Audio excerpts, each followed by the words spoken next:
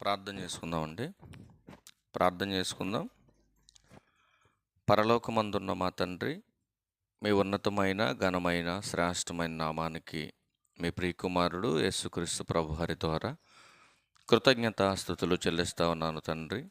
మా తండ్రి అయిన దేవ, మీ గ్రంథంలో నుంచి కొన్ని విలువైన మాటలు మీ పిల్లలకు వివరించుట కొరకు సిద్ధపడుతుండగా సమయోచితమైన జ్ఞానాన్ని నాకు అనుగ్రహించండి.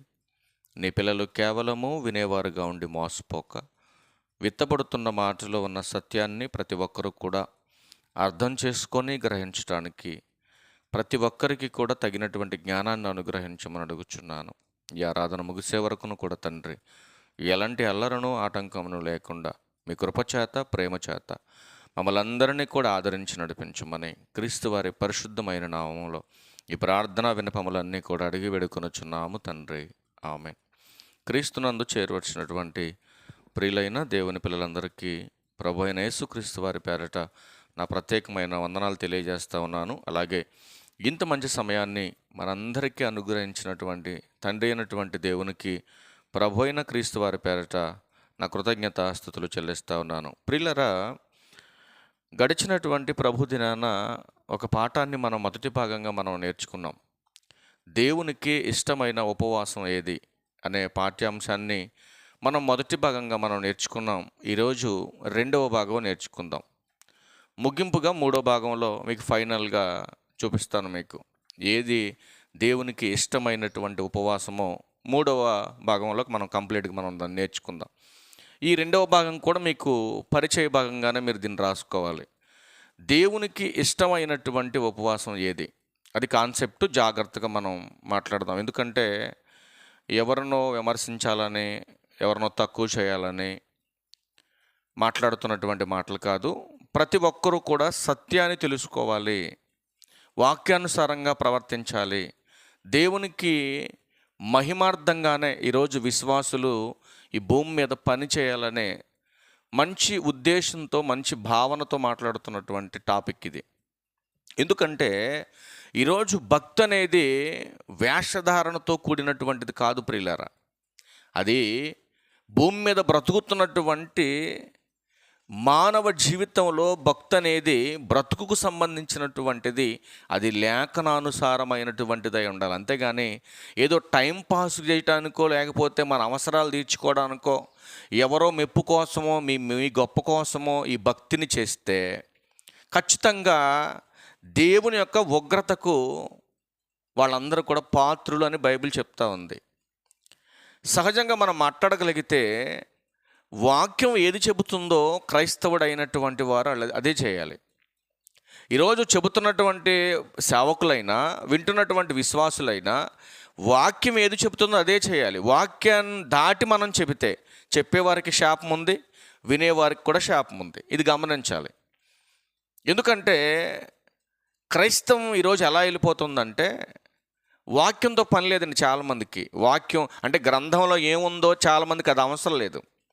చెప్పేవాడు ఏం చెబుతున్నాడో సరైనటువంటి అవగాహన గనక వినేవాడికి లేకపోతే ఖచ్చితంగా నష్టపోతారని బైబిల్ చెప్పింది. కనుక వింటున్నటువంటి ప్రతి ఒక్కరు కూడా అర్థం చేసుకోవలసింది, గ్రహించవలసింది ఏంటంటే చెబుతున్నటువంటి ఈ కాన్సెప్ట్ అంతా కూడా వాక్యానుసారమా కాదా, లేదా మాకేమైనా వ్యతిరేకంగా మాట్లాడుతున్నాడా, అసలు బైబిల్లో ఏముంది, చెప్పినటువంటి సంగతులు అలాగ ఉన్నవో లేదో మరి పరీక్షించుకోవాల్సిన బాధ్యత మనకుందా లేదా? మీరు ఆలోచించండి. ఏ షాపుకి వెళ్ళినా మనం ఏ వస్తువు కొంటున్నా ఎంతో పరిశోధన చేస్తాం. ఒక తినే విషయంలో కావచ్చు, వస్త్రాల విషయంలో కావచ్చు, ఆభరణాల విషయంలో కావచ్చు, వాహనాల విషయంలో కావచ్చు, ఈ దేహానికి ఉపయోగపడే ప్రతి వస్తువు విషయంలో, ప్రతి దానిని కొనుగోలు చేసే విషయంలో మనిషి చాలా పరిశోధన చేసి తీసుకుంటాడు. కానీ ఆత్మ సంబంధమైన విషయాలను గురించి ఆలోచన చేయవలసినటువంటి మనిషి, ఆత్మ సంబంధమైన విషయాలను గురించి శ్రద్ధ తీసుకోవలసినటువంటి మనిషి ఈరోజు నిర్లక్ష్య ధోరణితో ఒక సాంప్రదాయబద్ధంగా, ఆచారబద్ధంగా క్రైస్తవ జీవితాన్ని కొనసాగిచ్చేస్తున్నాడు. అందుకే ఈరోజు చాలామంది మాట్లాడుతున్న మాట ఏంటంటే అన్యజనులు ఎలాగైతే చేస్తున్నారో నేడున్నటువంటి క్రైస్తవులు కూడా అదే చేస్తున్నారు. ఇంకా మారు మనసు పొందండి అని ఈ పనికి మాలినటువంటి వాదనలు ఎందుకు అని చాలామంది మాట్లాడుతున్నారు బయట. ఈరోజు నీ ప్రవర్తన, నీ యొక్క భావజాలాలన్నీ కూడా లోకానికి వేరుగా ఉండాలి, వాక్యానుసారమైన బ్రతుకు నీకు ఉండాలని బైబిల్ చెప్తా ఉంది. కానీ ఈరోజు చాలామంది చేస్తున్నటువంటి పొరపాట్లు ఏంటంటే, లోకంలో ఉన్నటువంటి లోకస్తులు ఎలా బ్రతుకుతున్నారో నేడున్నటువంటి కొందరు సంఘస్థులు కూడా అలాగే యాస్టీజ్గా బ్రతుకుతున్నారు. అది లేఖన విరుద్ధం అని బైబిల్ చెప్తా ఉంది. కనుక మనం ఏది చేసినా కూడా యేసుక్రీస్తు ప్రభువారు చెప్పినట్టు చేయాలి. అలా చేస్తేనే దేవుని నామానికి మహిమ వస్తుంది. దేవుని నామానికి మహిమ రానటువంటి నీ క్రియ ఏదైనా కూడా అది లేఖనం సపోర్ట్ చేయదు అని బైబిల్ చెప్తా ఉంది. కొన్ని సందర్భాలు ఈ సందర్భంలో మనం చూసే ప్రయత్నం చేద్దాం. లూకా సువార్త 6వ అధ్యాయం 46వ వచనం. ఒక్కసారి ఈ మాట చూద్దాం ప్రియులారా. లూకా సువార్త 6వ అధ్యాయం 46వ వచనం. మన కాన్సెప్ట్ ఏంటి?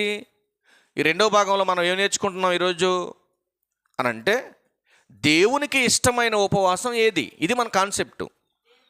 మొదటి భాగం మీరు విన్నారు, రెండవ భాగం ఈరోజు మరలా ఇది పరిచయ భాగంగా చూపిస్తున్నాం మీకు.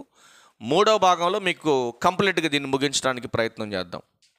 ఒకసారి చదువుకుందాం ప్రియులారా.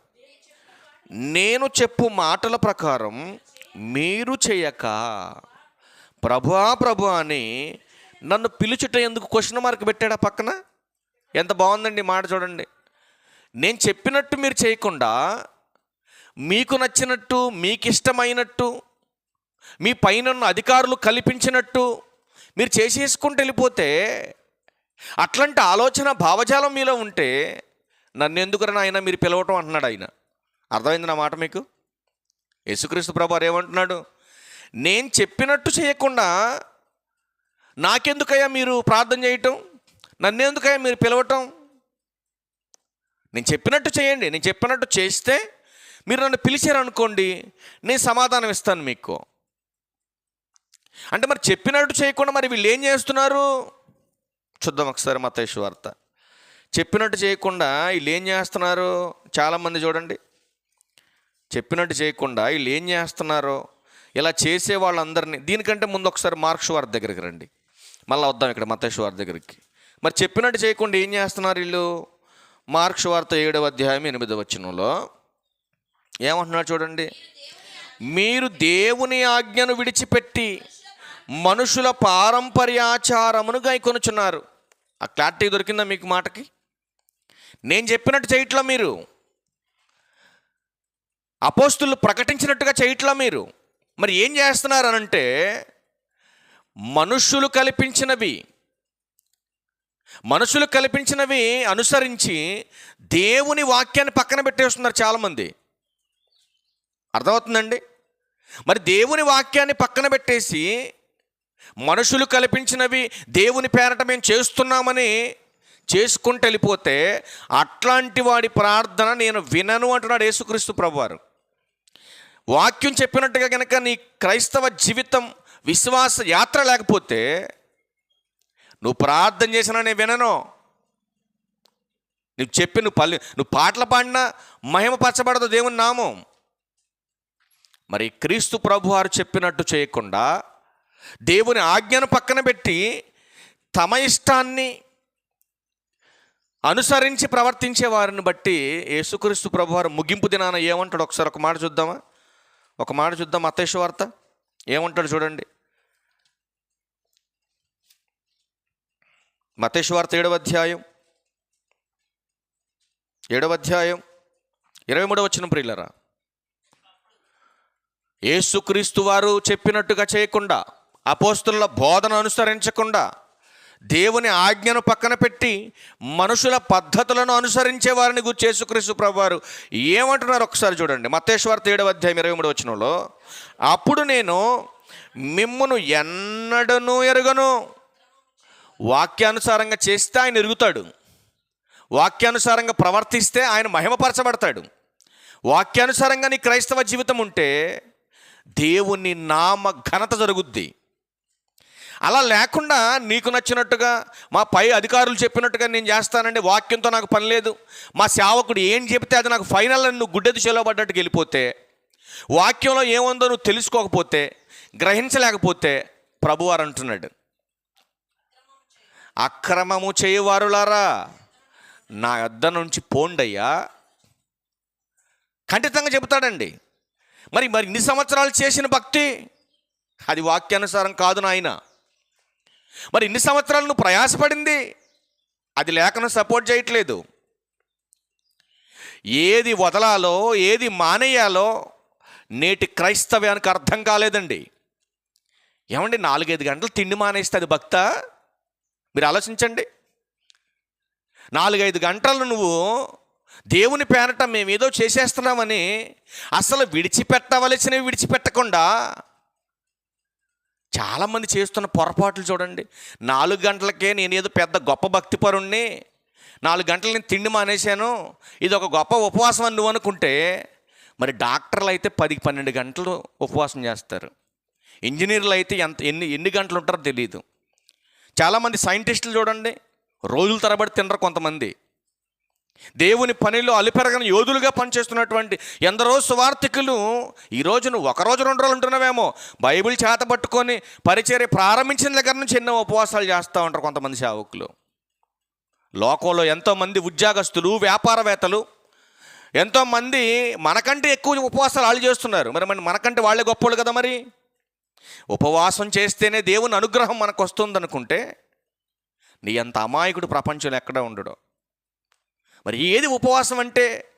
తిండి మానేయటం కాదురా నాయన, నీళ్లు మానేయటం కాదు, అది 4-5 గంటలు చేయటం కాదు.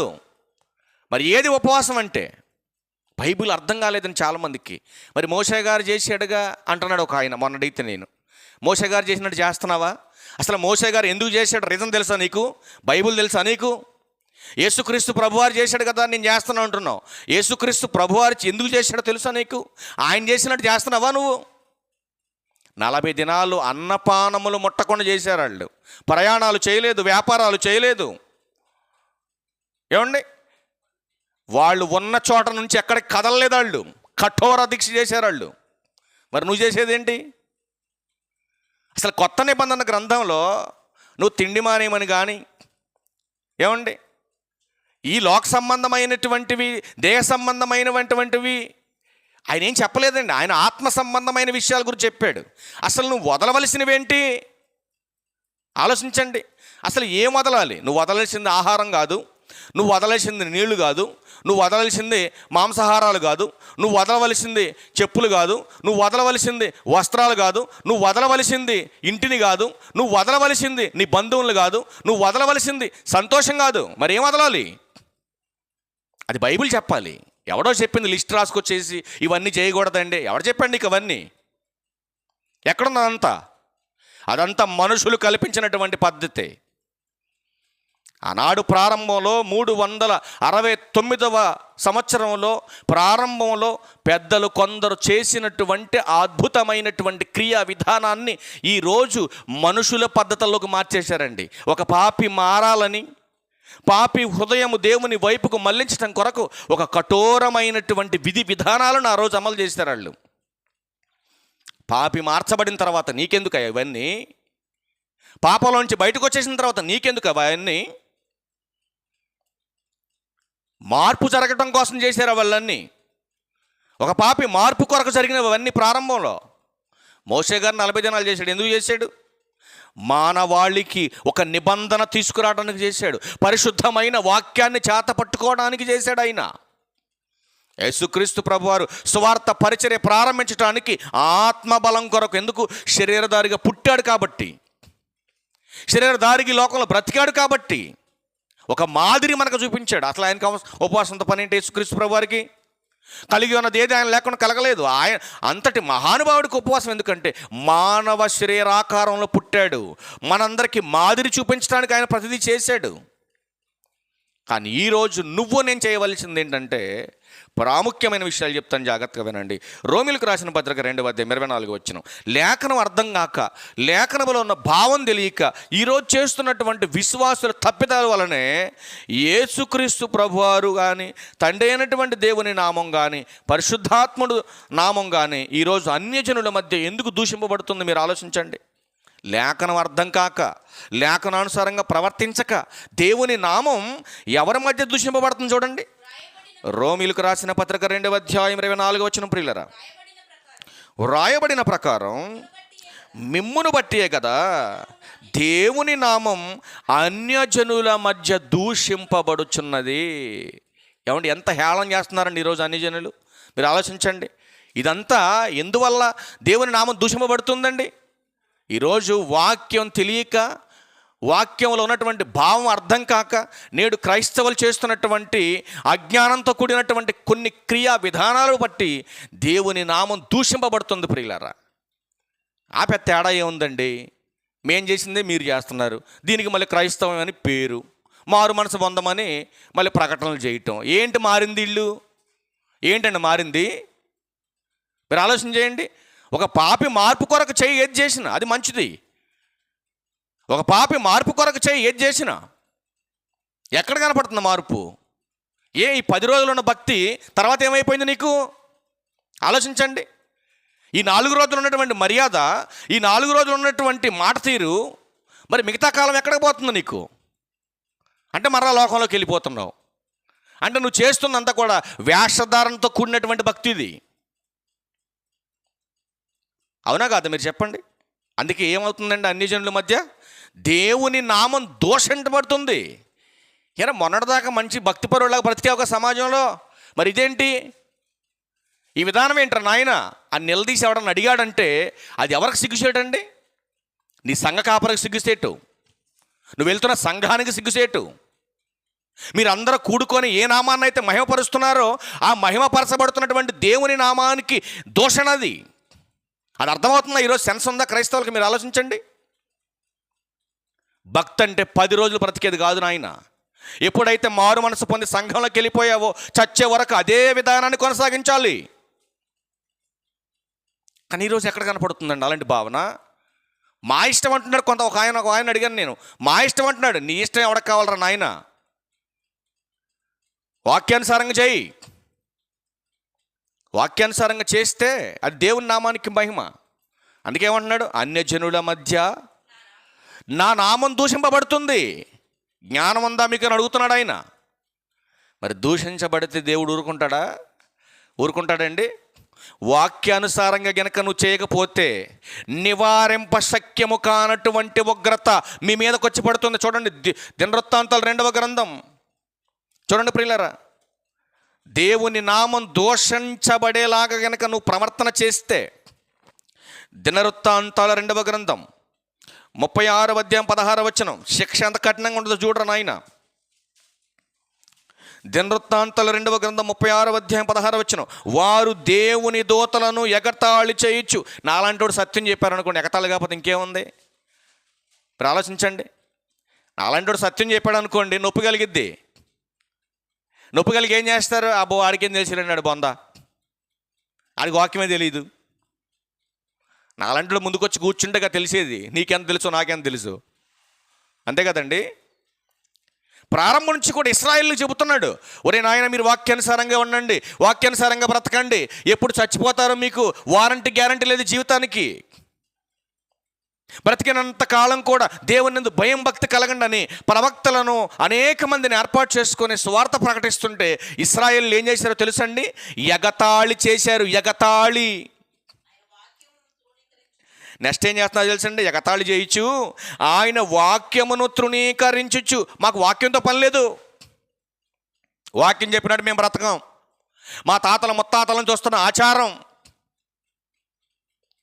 తాత కంటే ఎలాగో జ్ఞానం లేదు, ముత్తాత కంటే అసలు ఇంకా జ్ఞానమే లేదు. మరి నీకన్నా జ్ఞానం లేదా? ముత్తాత చేసింది తాత చేయలేదు, తాత చేసింది మనవడగా నువ్వు చేయట్లా. ఎందుకు? టెక్నాలజీతో పాటు నువ్వు మారావు. కానీ భక్తి విషయానికి వచ్చేసరికి నీ బ్రతుకు మారలేదు. అన్నిట్లో మార్పు జరిగింది, కానీ భక్తి దగ్గరకు వచ్చేసరికి బ్రతుకు మారలేదు. కానీ పేరుకి ఏమంటాడు తెలుసా? మా తాత చేశాడండి, మా ముత్తాత చేశాడండి, అదే నేను చేస్తున్నానండి, అప్డేట్ అవరండి అంతే కొన్ని జీవితాలు.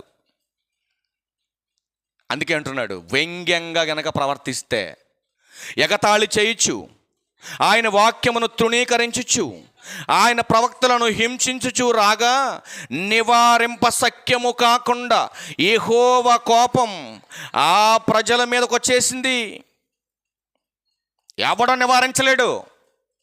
మీరు చేసేటటువంటి పిచ్చి పనుల వలన దేవుని నామానికి దూషణ జరిగితే నివారింప సఖ్యము కానటువంటి రోగాలు, నివారింప సఖ్యము కానటువంటి సమస్యలు మీ కుటుంబాలకు వచ్చి పడతాయి, మీ దేహాలకు వచ్చి పడతాయి. ఎంఆర్ఐ స్కాన్లకు కూడా దొరకవు ఆ రోగాలు. ఆలోచించండి. వాక్య ప్రకారం భక్తి ఉండాలి, వాక్య ప్రకారం నీ బ్రతుకుండాలి. అసలు విసర్జించవలసినవేంటో విసర్జించకుండా దేహ సంబంధమైన వాటి మీద ఎందుకయ్యా మీకు ఇది? మీరు ఆలోచించండి. అసలు ఏం విసర్జించాలి?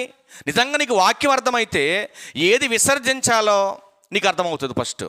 అందుకే ఏమంటాడంటే బైబిల్లో మరొక మాట చూస్తారా? బైబిల్లో ఎంత అద్భుతంగా ఉందో ఆ మాట చూడండి. కొలస్సీలకు రాసిన పత్రిక 3వ అధ్యాయం 8వ వచనం చూడండి. కొలస్సీలకు రాసిన పత్రిక 3వ అధ్యాయం 8వ వచనం చూడండి. కొలస్సీలకు రాసిన పత్రిక 3వ అధ్యాయం 8వ వచనం చూడండి. ఏం విసర్జించాలి చూడండి. ఇప్పుడంటే మారు మనసు పొంది సంఘములో చేర్చబడిన తర్వాత ఇప్పుడు మీరు ఏం మానాలి, ఏం విసర్జించాలి? ఏమంటాడంటే మొదటి మాట ఏంటి? కోపము, ఆగ్రహము, దుష్టత్వము, దూషణ, మీ నోట బూతులను వీటన్నిటినీ విసర్జించండి. వీటిని విడిచిపెట్టండి. మీరు 4 గంటలు తిండి కాదు విడిచిపెట్టాల్సిందే. అర్థమవుతుందండి? చాలా ఉన్నాయి నేను చెప్పుకుంటా పోతే. వాక్యం తెలియనోడికి ఏమవుతుందంటే కొంచెం నొప్పిగానే ఉంటుంది. అర్థమవుతుందండి? క్రైస్తవులని పిలువబడుతున్న వారు విడిచిపెట్టవలసినవి ఏంటి? 1 కోపం, 2వది ఆగ్రహం, 3వది దుష్టత్వం, 4వది దూషణ, 5వది బూతులు. ఇటువంటివన్నీ విసర్జించాలి. ఇవి విసర్జించకుండా నేను భక్తిపరుణ్ణి అని ముసుకేసుకుంటూ అయిపోద్దా? మీరు ఆలోచించండి. ఇవన్నీ విసర్జించకుండా నేను ఉపవాసం చేస్తున్నాను అంటే ఏమైనా ఒరిగేది ఉందా దేవునికి? ఆలోచించండి. ఇవి మాను ఫస్ట్. ఇవి మానేస్తే ఏది చేసినా. మరి చూడండి, ఇంక మరి కొంచెం చూద్దాం. చూడండి ఎఫెసీయులకు రాసిన పత్రిక 4వ అధ్యాయం 29వ వచనం చూడండి. ఎఫెసీయులకు రాసిన పత్రిక 4వ అధ్యాయం 29వ వచనం చూడండి. ఏమంటున్నాడు? వినేవారికి మేలు కలిగినట్లు అవసరాన్ని బట్టి క్షేమాభివృద్ధికరమైన అనుకూల వచనమే పలకండి, కానీ దుర్భాష ఏదైనాను మీ నోట రానివ్వకండి. మనం మాట్లాడుతున్నామంటే వినేవాడికి ఎలా ఉండాలి తెలుసా? వాడి మేలు కోరేలాగా ఉండాలి. క్షేమాభివృద్ధి అంటే అర్థం ఏంటి? ఎదటోడు మేలు కోరాలి నువ్వు మాట్లాడే మాట. కానీ పొద్దున్న లేచిన దగ్గర నుంచి వాళ్ళు పాడవాలి, వీళ్ళు పాడవాలి, ఆడు కూలిపోవాలి, ఈడు కూలిపోవాలి. పేరుకి అందరూ భక్తులే. అర్థమవుతుందండి? అందుకేమంటాడు? ఏది మానాలి, ఏది విసర్జించాలి క్రైస్తవుడు? దేవుడు చెప్పినవి విసర్జించితేనే నీ భక్తికి సరైన నిర్వచనం నీకు అర్థమవుతుంది. కాబట్టి ప్రియులారా, ఏదో చేసేస్తున్నావని చేసేస్తే అది వాక్యం సపోర్ట్ చేయకపోతే. చూడండి యాకోబు గారు రాసిన పత్రిక 1వ అధ్యాయం 22వ వచనంలో ఏమంటున్నారు చూడండి. ఏం చేసినా బైబిల్ సపోర్ట్ చేయాలి. బైబిల్ వద్దంది అంటే నువ్వు చేయడానికి వీల్లేదు. బైబిల్ చేయమంది అంటే ఖచ్చితంగా అది ఎంత కఠినమైన నువ్వు చేయాల్సిందే. చూడండి, అందుచేత సమస్త కల్మషమును ఇప్పుడు చదువుకున్నంత ఏంటి? మనం కోపము, ఆగ్రహము, ద్వేషము, బూతులు ఇవంతా ఏంటి? కల్మషం. ఇది ఈ కల్మషాన్ని విడవాలి నువ్వు. ఈ కల్మషాన్ని విడిస్తేనే నువ్వు చేస్తున్న భక్తి అవుద్ది. ఇవన్నీ ఎడవకుండా ఇవన్నీ లోనెట్టేసుకొని నేను భక్తుండండి, నేను పలానా క్రియ చేస్తున్నానండి, పలానా చేస్తున్నానంటే నీ అంత దౌర్భాగ్యుడు ప్రపంచంలో ఎక్కడా ఉండడు. అర్థమవుతుందండి? వీటిని విసర్జించాలి ఫస్ట్. అందుకే ఏమంటున్నాడు? సమస్త కల్మషమును విర్రవీగుచున్న దుష్టత్వమును మాని లోపల నాటబడి మీ ఆత్మలను రక్షించుటకు శక్తి కలిగిన వాక్యాన్ని సాత్వికంతో అంగీకరించాలి. ఇప్పటి నుంచి ఏం చేయాలి? ఇక నువ్వు వాటన్నిటిని విడిచిపెట్టేసి ఇక వాక్యాన్ని అనుసరించాలి. అర్థమవుతుందండి? ఇక నుంచి నేను దేవునిలో బ్రతకాలనుకుంటున్నావు, దేవునిలో సహవాసంలో ఉండాలనుకుంటున్నావు. ఇప్పుడు లోకానికి వేరైపోయి ఏమంటే శరీర సంబంధమైనటువంటి ఆ మనసు ఏదైతే ఉందో దాన్ని విడిచిపెట్టి ఆత్మానుసారిగా బ్రతకాలని నువ్వు నిర్ణయం తీసుకున్నావు. దానికోసమే ఈ పని చేస్తున్నావు. ఓకే, మంచిది, వెరీ గుడ్. దానికోసం తప్పులేదు. శరీరానికి ఉన్నటువంటి మలినాన్ని కడుక్కోవడానికి నేను ఇవంతా చేస్తున్నానండి. నా హృదయం మార్పు కోసం ఇదంతా చేస్తున్నానండి. దేవునితో సహవాసం కలిగి బ్రతకడానికి ఇదంతా చేస్తున్నానంటే వెరీ గుడ్. నీ అంత గొప్పడు లేడు. కానీ అకల్మషాన్నంతా విడిచిపెట్టినటువంటి నువ్వేం చేయాలంటే ఇక నుంచి వాక్యానుసారంగా ప్రవర్తించాలి. అలా ప్రవర్తించే నువ్వేం చేయాలంటే ఇక నుంచి మొట్టమొదటిది లోక మర్యాదలో నుంచి నువ్వు ఉపేక్షింపబడాలి. ఉపవాసం అంటే ఏంటో చెప్తున్నాను, జాగ్రత్తగా రాసుకోండి మీరు. ఉపవాసంలో మనకి 5 పదాలు కనపడతాయి. అర్థమవుతుందమ్మా? ఉపవాసంలో మనకు 5 మాటలు కనపడతాయి ప్రియులారా. ఈ 5 మాటల్లో ఉన్నటువంటి ఆంతర్యం ఏంటో మీకు ఒకసారి చెప్తాను నేను. ఉపవాసం అనంటే తిండి నీళ్లు మానేయటం కాదండి. దేవుడు కోరుతున్నటువంటి ఉపవాసం ఏదో మీకు అర్థం కావాలి ఈ సందర్భంలో. ఒకసారి దీన్ని చదువుకోవడానికి ముందు ఒక మాట చూపిస్తే, ఎందుకంటే మీకు క్లారిటీ కావాలి కదా. మరి క్లారిటీ లేకుండా చెప్పామనుకో చాలామంది వాక్యం తెలియని వాళ్ళు మళ్ళీ కౌంటర్లు పెడతారు. ఒకసారి అది కూడా చూద్దాం. మా యేసుక్రీస్తు ప్రభువారు నోట విందాం ఆ మాట. ఎందుకంటే మరి యేసుక్రీస్తు ప్రభువారు చెప్పిండంటే ఇక ఫైనల్. ఇక అది అర్థమవుతుందండి నా మాట మీకు. యేసుక్రీస్తు ప్రభువారు చెప్పారంటే అది ఫైనల్. మత్తయి సువార్త 9వ అధ్యాయం, క్షమించండి, మత్తయి సువార్త 15వ అధ్యాయం 32వ వచనం దగ్గరికి వెళ్ళండి. 15వ అధ్యాయం యేసుక్రీస్తు ప్రభువారు చెప్పిన మాట చూసుకొని ఉపవాసంలో ఉన్నటువంటి ఆంతర్యం చెప్తాం మీకు. అంతటి యేసు తన శిష్యులను పిలిచి, ఈ జనులు నేటికి 3 దినముల నుండి నా యొద్ద ఉన్నారు. జాగ్రత్తగా పాయింట్అవుట్ చేసుకోవాలి మీరు. ఎన్ని రోజులు ఉన్నారంటే యేసుక్రీస్తు ప్రభువారి దగ్గర జనాలు 3 రోజులు ఉన్నారు యేసుక్రీస్తు ప్రభువారి దగ్గర. వారికి తిననేమీ లేదు కనుక వారి మీద కనికరపడుచున్న. జాగ్రత్తగా అంటర్లైన్ చేసుకోవాలి ఈ మాట మీరు. జనులు 3 దినాలు యేసుక్రీస్తు ప్రభువారి దగ్గర ఉన్నారు. వాళ్ళు తెచ్చుకున్నవి మొదటి రోజుకి నాకు తెలిసి మ్యాక్సిమం మీటింగ్లు అంటే ఒకరోజు ముందే వెళ్తారు కాబట్టి అని సిద్ధపరచుకొని ఆ వెళ్ళిన రోజు తెల్లారికే వీళ్ళు మొత్తం తినేసి ఉంటారు, అయిపోయి ఉంటుంది వాళ్ళ దగ్గర. అందుకని 3 దినాల నుంచి వాళ్ళు ఆకలితో ఉన్నారు. వాళ్ళు ఏమీ తినటానికి లేవు వాళ్ళ దగ్గర యేసుక్రీస్తు ప్రభువారే మాట్లాడుతున్నారు. అంటే ఈ 3 దినాల నుంచి వాళ్ళు తినటానికి సరైనటువంటి ఆహార వసతులు వాళ్ళ దగ్గర లేవు. కనుక ప్రియులరా, నెక్స్ట్ ఏం జరిగింది? వారు మార్గములో మోర్చపోదురేమో అని వారిని ఉపవాసముతో పంపివేయటకు నాకు మనసు లేదని వారితో చెప్పగా. ఎవరు చెప్పారు ఈ మాట? ఎవరు చెప్పారండి ఈ మాట? సాక్షాత్ యేసుక్రీస్తు ప్రభువారే చెప్పాడు. ఏమి ఇష్టం లేదంట ఆయనకి? జనాన్ని ఉపవాసంతో పంపించటం ఆయనకి ఇష్టం లేదు. రెండో మాట ఏం చెప్పాడు తెలుసా? 3 రోజుల నుంచి ఆకలి కొనినటువంటి మనుషులు మార్గంలో నడుచుకుంటా ఇంటికి చేరేళ్ళకి మోర్చొచ్చి పడిపోతారేమో, చచ్చిపోతారేమో అన్నాడు ఆయన. అర్థమైందండి? 3 రోజుల నుంచి వాళ్ళు ఎక్కడున్నారు? సభల్లో ఉన్నారు. యేసుక్రీస్తు ప్రభువారు కొండ మీద ప్రసంగంలో ఉన్నారు వీళ్ళు. ఈ కొండ మీద ప్రసంగంలో ఉన్నటువంటి వీళ్ళు 3 రోజుల నుంచి చిన్నదేంటి? వాక్యమే. వాక్యం ఆత్మక ఆహారం. నువ్వు తినే ఆహారం శరీరానికి. ఆలోచన చేయండి. శరీర క్రియలను విసర్జించాలి. శరీరానికి పెట్టి కూడు కాదురా నాయనను విసర్జించాల్సింది. ఆత్మను నరకానికి పంపించేటటువంటి శరీర కోరికలు ఏవైతే ఉన్నావో వాటిని విసర్జించు. అందుకే ప్రభువారు చెబుతూ అంటున్నాడు కదా, నాయన వీళ్ళని ఆకలితో పంపించడం నాకు ఇష్టం లేదురా. మీ దగ్గర ఏమైనా ఉన్నాయా వీళ్ళకి పెట్టడానికి? తీసుకురండి. వీళ్ళందరినీ ఉపవాసంతో పంపించడం నాకు ఇష్టం లేదు. లేదంటే వీళ్ళు ఇలాగే వెళ్ళిపోతే, ఏం తినకుండా వెళ్ళిపోతే వీళ్ళు మార్గంలో ఇంటికి వెళ్ళే లోపే మూర్చపోతారు. మూర్చపోయి వాళ్ళు చచ్చిపోతారా నాయన, ఏదైనా పెట్టండి రా వాళ్ళకి అని శిష్యులను అడుగుతున్నాడు. నిజంగా పాత నిబంధన గ్రంథంలో ఉపవాసం చేసిన వాళ్ళ యొక్క స్థితి ఎలా ఉంటుందో తెలుసండి. ఈరోజు ఉపవాసం చేసిన వాళ్ళు ఎక్కడన్నా బలహీనంగా కనపడుతున్నారు మీకు? మీరు ఆలోచించండి, ఎక్కడన్నా బలహీనంగా. పాత నిబంధనలు ఒక మాట చూడండి, ఉపవాసం గురించి ఒక మాట ఉంది. ఎందుకంటే నెక్స్ట్ భాగానికి పరిచయ భాగం చూపిస్తున్నాను మీకు. 109వ కీర్తనలో 109వ కీర్తన 24 వచ్చిన చూస్తారు ఒకసారి. ఉపవాసం చేస్తే ఇలా ఉంటుందండి. చూద్దాం ఒకసారి. 109వ కీర్తనలో 24 వచ్చిన తల్లి. ఉపవాసము చేత నా మోకాళ్ళు బలహీనమాయను, నా శరీరము పుష్టి తగ్గి చిక్కిపోయాను. ఎక్కడన్నా కనపడుతున్నారు ఇలాంటి వాళ్ళు మీకు? ఏడన్నా ఏమండి? రోజు తినే ఫుడ్ కంటే కూడా ఇంకా బలమైనటువంటి ఫుడ్ తీసుకుంటున్నారు ఇప్పుడు. మరి ఇంకెక్కడ ఉపవాసం అంటారు దాన్ని? మీరు చెప్పండి.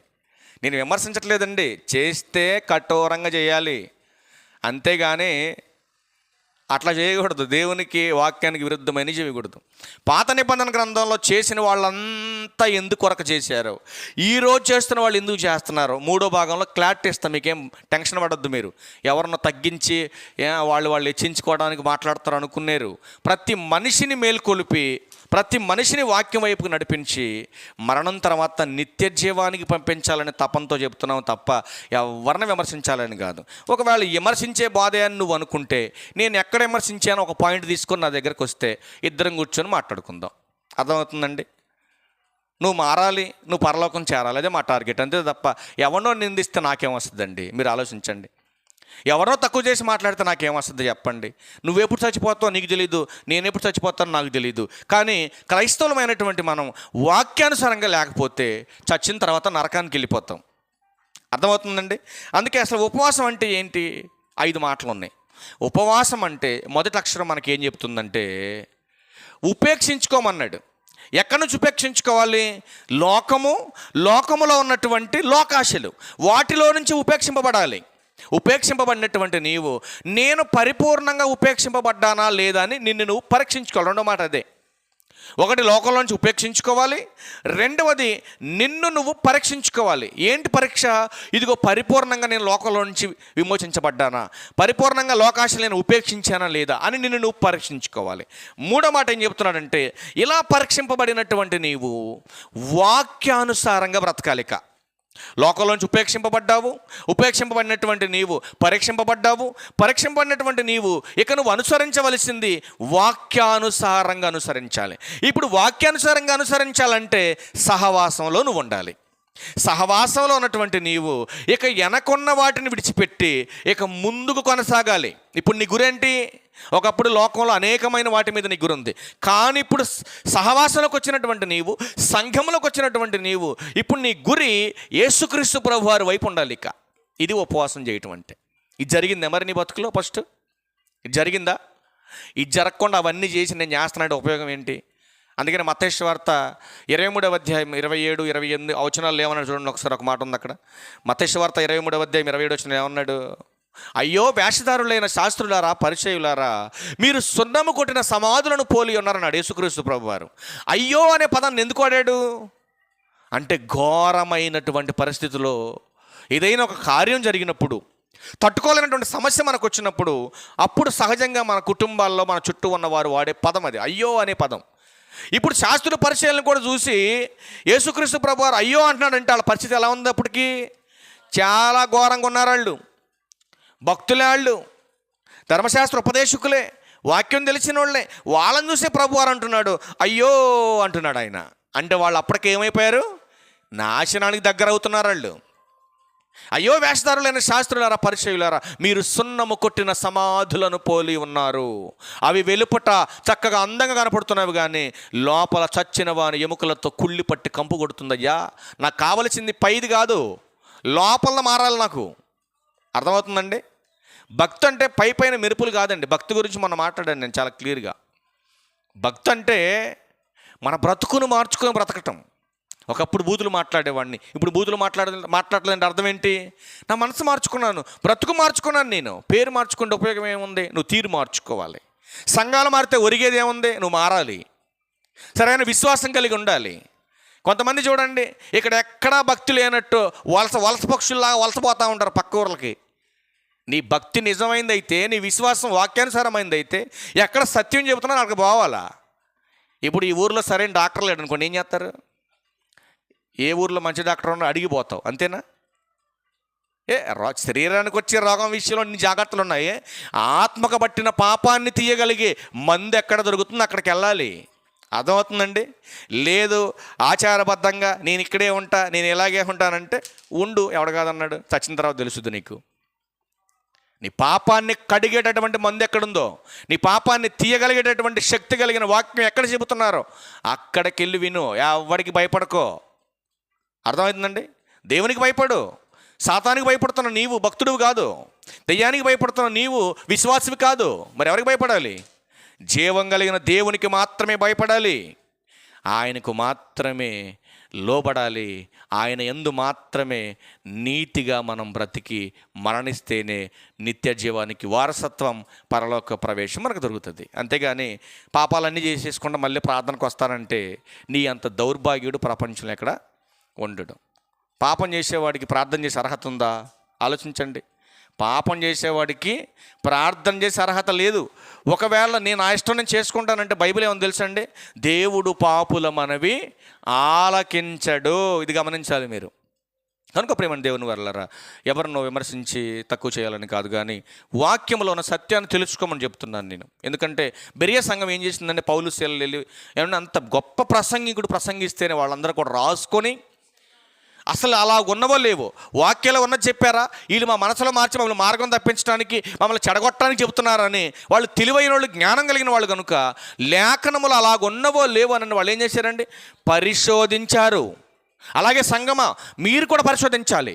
చెబుతున్న మాటలు వాక్యానుసారమా కాదా, లేదా వాక్య విరుద్ధంగా ఉన్నవా అని మిమ్మల్ని మీరు చెక్ చేసుకొని పరీక్షించుకొని మీ విశ్వాసాన్ని మీరు కాపాడుకోవాలని ప్రభు అయిన క్రీస్తు వారి పేరట మిమ్మల్ని హెచ్చరిస్తూ, నన్ను నేను హెచ్చరించుకుంటూ ఈ నా మాటలు ముగిస్తాను. అందరికీ వందనాలు. ఇంకా థ్యాంక్ యూ.